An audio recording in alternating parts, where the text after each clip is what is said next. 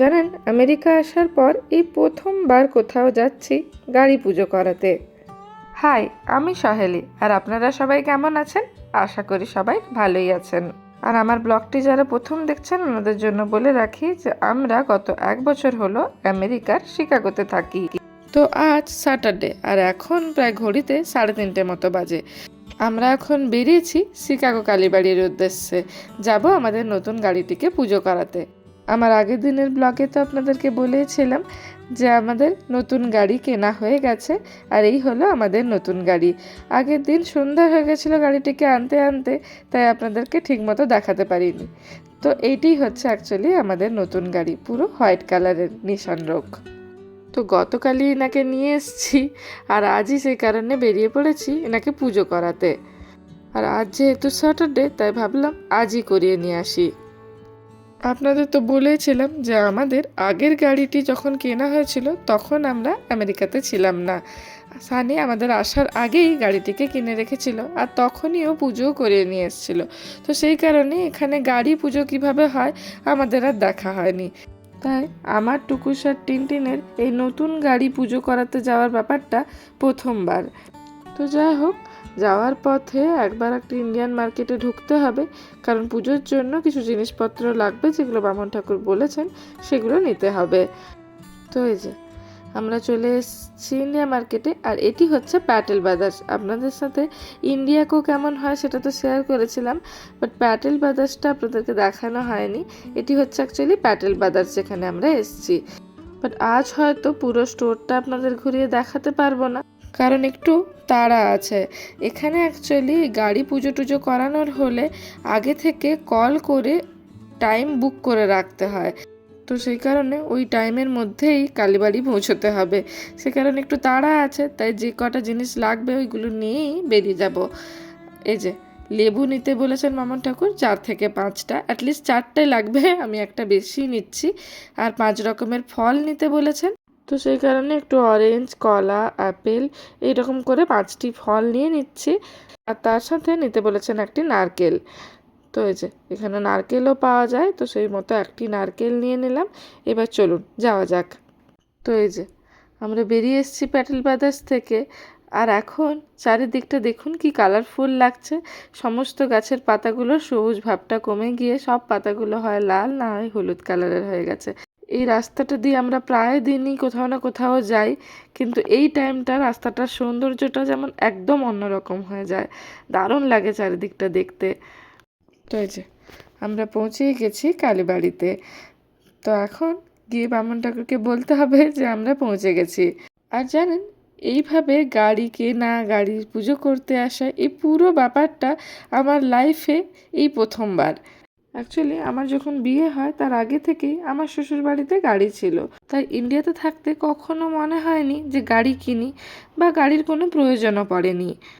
আর এখানে আসার আগে থেকেই সানিকে গাড়িটি কিনে রাখতে হয়েছিল, কারণ এখানে গাড়ি ছাড়া এক পাও চলা খুব মুশকিলের। তাই আমার আর ওই শোরুম ঘুরে গাড়ি দেখে গাড়ি কেনা বা গাড়িকে পুজো করানোর এক্সপিরিয়েন্সটা হয়নি। তাই এই এক্সপিরিয়েন্সটা আমার জন্য একদম প্রথম, আর আমার জন্য খুব স্পেশালও। তো এই যে বামন ঠাকুর চলে এসেছেন গাড়ি পুজো করতে। এখানে যে পণ্ডিত বা বামন ঠাকুররা থাকেন এনারা কিন্তু সবাই ইন্ডিয়ান, বাট বাঙালি নয়। তো চলুন আমার সাথে সাথে আপনারাও দেখুন যে আমেরিকাতে কিভাবে নতুন গাড়িকে প্রথমবার পুজো করা হয়।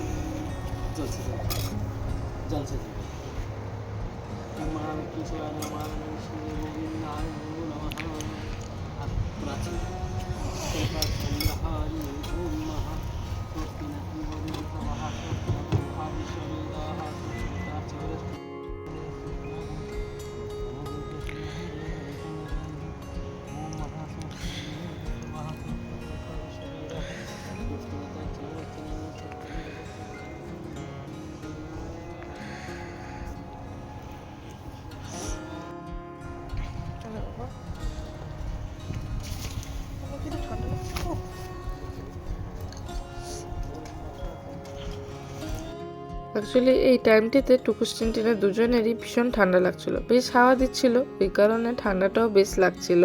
যদিও রোদটা ছিল যখন, তখন খুব একটা ঠান্ডা ছিল না, তাই আমরা খুব একটা মোটা জামা কাপড় পরে আসিনি, ওদেরকে পরিয়ে নিয়ে এসেছিলাম, বাট তবুও ওদের ঠান্ডা লাগছিল।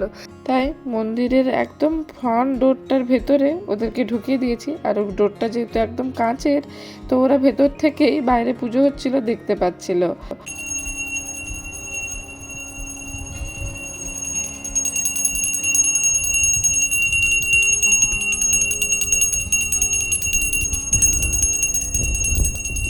আর এই দেখুন, ওই যে 4টি লেবু বামুন ঠাকুর বলেছিলেন নিয়ে আসতে, গাড়ির 4টি চাকার আগে লেবুগুলোকে রেখে দিলেন আর বললেন যে গাড়িটিকে একটু চালিয়ে নিয়ে আসতে, যাতে লেবুগুলি গাড়ির চাকার তলায় ফেটে যায়।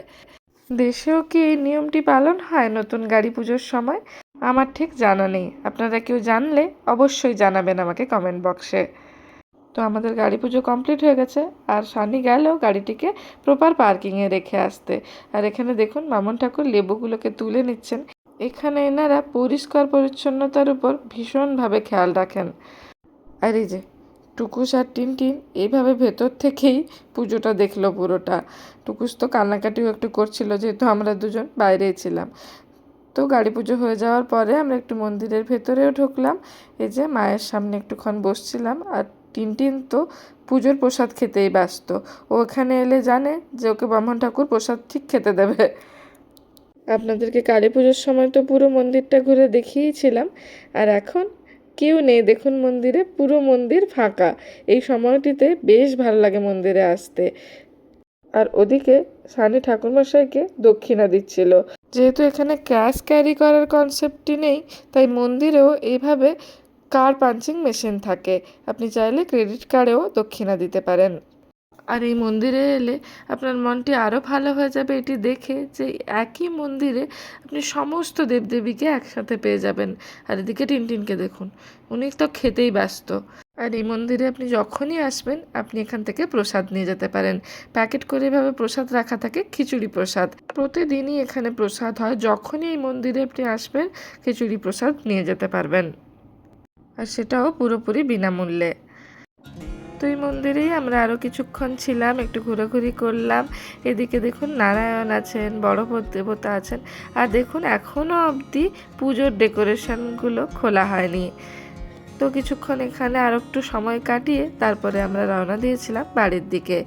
আর এই মন্দিরে একটি শপও আছে জানেন, এখান থেকে চাইলে আপনি মায়ের জন্য ওড়না, শাড়ি এগুলো কিনতে পারেন। আর ছোট ছোট মায়ের মূর্তি টুর্তিও রাখা আছে, এগুলো আপনি কিনতে পারেন। তো চলুন এবার আমরাও আস্তে আস্তে বাড়ি ফিরি, আর ব্লগটিও এখানেই শেষ করলাম। আমার ব্লগটি যদি আপনাদের ভালো লেগে থাকে তাহলে আমার চ্যানেলটিকে সাবস্ক্রাইব করে রাখবেন আর একটা লাইক করে দেবেন, তাহলে আপনাদের সাথে আমার এই ছোট্ট ছোট্ট গল্পগুলো আরও হতে থাকবে। আজ তাহলে এতটুকুই। সবাই ভালো থাকবেন, সুস্থ থাকবেন। Thanks for watching, by.